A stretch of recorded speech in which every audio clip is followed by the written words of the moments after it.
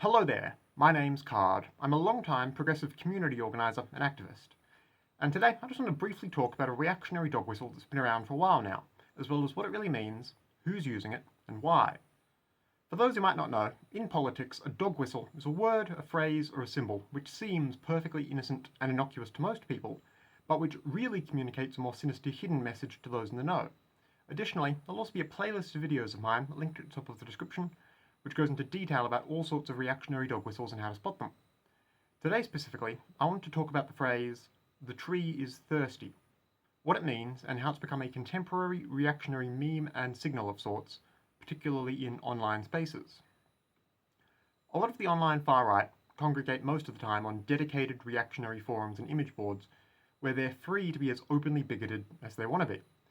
But whenever they're on the normal, regular side of the internet, they'll often reuse a lot of the same racist, homophobic, transphobic, etc. Jokes and memes and talking points they would with other reactionaries, but they'll couch it all in obfuscating language and obtuse references so that it flies over the heads of most normal people. If you consider yourself a socially conscious progressive, you should try to familiarise yourself with a lot of the general references and talking points online reactionaries will bring up, so that you don't let them fly under your radar when they're trying to spread their ideology and signal their beliefs to one another online. After all, knowing is half the battle.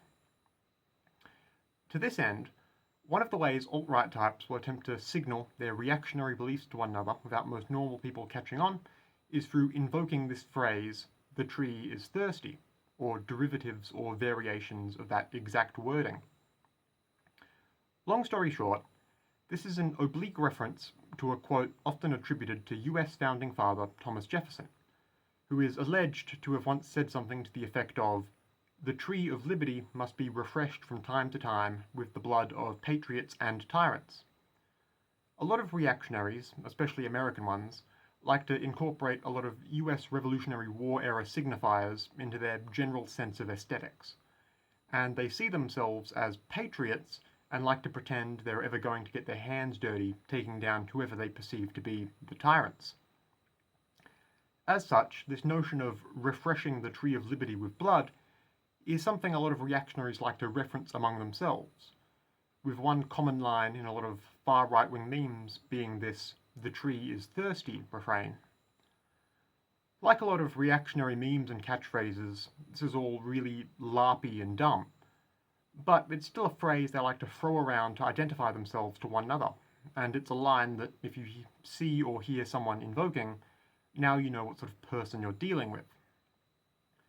So for the sake of keeping yourself and your spaces safe, please just keep this in mind.